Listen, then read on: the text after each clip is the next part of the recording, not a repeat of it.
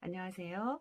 오늘은 2022년 3월 새학기를 앞두고 많은 부모님들이 우리 아이가 다닐 어린이집 또는 유치원을 고민하고 또 계속 재원하시는 분도 계시겠지만 이제 처음으로 어린이집이나 유치원을 가시는 분들 또 이제 옮겨보실까 고민하시는 분들 많이 계실 거예요. 그래서 우선 새학기 상담은 벌써 9월, 10월 이쯤이면 막 상담이 진행이 돼요. 그래서 11월 정도 이쯤에는 벌써 확정이 되거든요. 그래서 어린이집은 3군데 정도, 아이사랑 포털 사이트에 3군데 정도, 내가 만약에 지금 다니고 있는 곳이 있다면 2군데만 더 대기를 올려놓으실 수 있고요.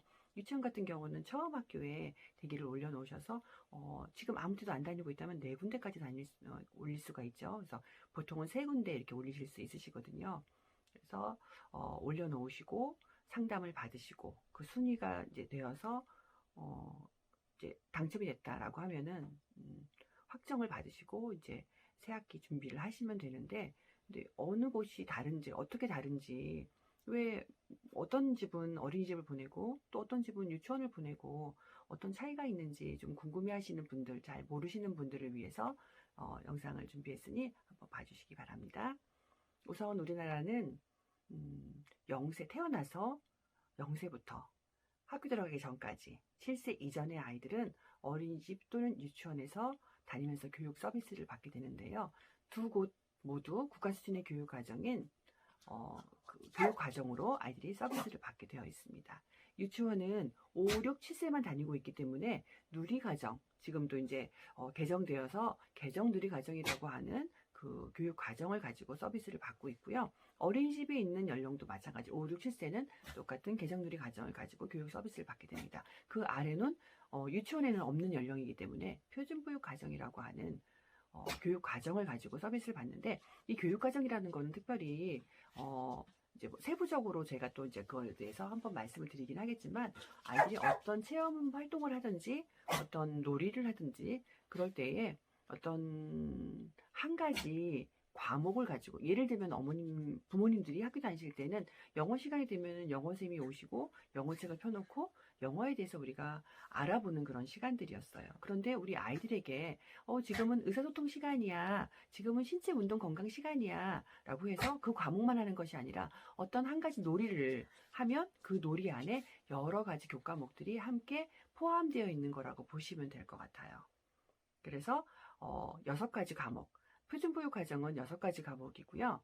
누리과정은 5가지 과목으로 이루어져 있거든요. 그런데 많게는 5가지가 한꺼번에, 6가지가 한꺼번에, 또 어떤 경우는 3, 4가지 정도가 통합되어서 어떤 활동이 이루어지는 것 같아요. 그래서 그 활동 안에서 아이들이 세부적으로 나눠보면 의사소통도, 또 신체 운동 건강도, 또 뭐 자연 탐구도, 뭐 이런 것들이 그 안에서 이루어진다라고 보면 될 것 같아요.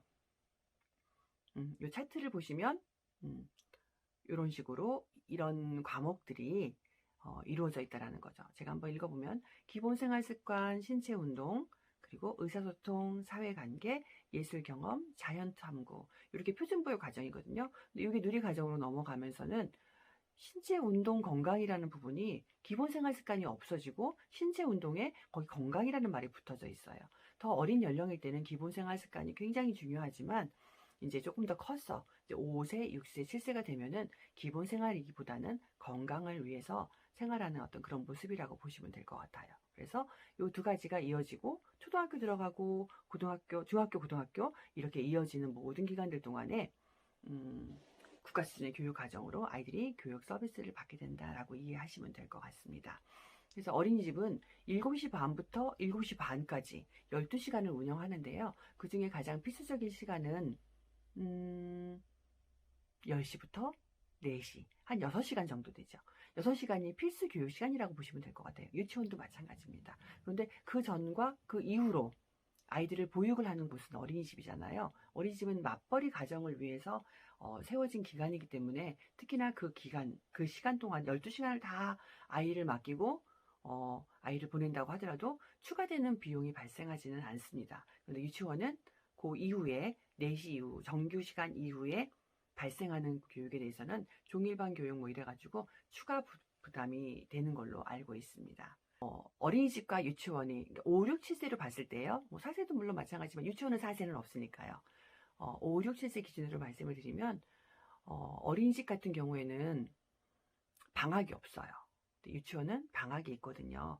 그래서 그 부분에 맞벌이 가정 같은 경우에는 아이를 보내실 때 좀 어려움이 있을 수 있다는 것이 유치원이고, 근데 아이를 보는데 뭐 할머니도 계시고 할아버지도 계시고 아이 뭐 방학해도 뭐 크게 상관이 없다면은 문제될 건 없습니다. 그런데 방학 때 누가 봐줄 분이 없다면 유치원은 생각을 못 하시겠죠. 어린이집을 가셔야 되겠죠.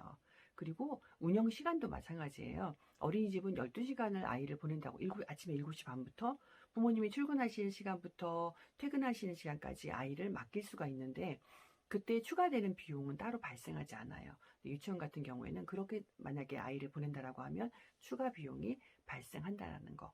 그리고 또 다른 점이 뭐가 있을까요? 어린이집은 시간 연장 반 또는 야간 연장 보육시설 또 이렇게 있어요. 다양한 그런 기관들이 있기 때문에 부모님들이 우리 가정 형편에 맞는 보육 시간을 정해서 다니실 수 있기 때문에 아이사랑 포털 사이트에 들어가서 검색을 하시면 우리 동네에 시간제 보육을 하는 곳이 어디에 있는지, 야간 보육을 하는 곳이 어디 있는지 이런 것들을 다 보실 수 있습니다. 어떤 유치원이, 어떤 어린이집이 제일 좋은가? 이것은 상대적인 거죠. 우리 아이한테 우리 집에 가장 맞는 기간, 좋은 기간은 어디일까? 열심히 찾아보시고 검색하셔서 좋은 어린이집에 우리 아이 맡기실 수 있기를 바랍니다. 좋은 곳에 우리 아이 교육을 위해서 좋은 유치원에 보내실 수 있는 부모님들 되시기 바랍니다. 네, 한 가지가 더 있는데 유치원과 어린이집에는 5, 6, 7세, 4세도 포함돼요. 어린이집에서는 그 연령들에게 외부 강사가 와서 특별활동을 하는 그런 과목들이 있어요. 그래서 어린 연령들이기 때문에 좋은 경험, 체험하는 것은 굉장히 중요하거든요. 그래서 외부에서 자격증을 가진 강사들이 와서 이제 수업을 해요. 이제 그거를 특별활동이라고 부르거든요. 특별활동을 할 때 어린이집 같은 경우는 3과목 8만 원까지만 해라 라고 하는 지침이 있어요. 그런데 유치원은 그게 제한이 없어요. 그래서 원장님 제한껏 특별활동을 아주 많이 하기도 하고 또 적게 하기도 하고 그렇게 좀 다른 점이 있다는 거 말씀드립니다.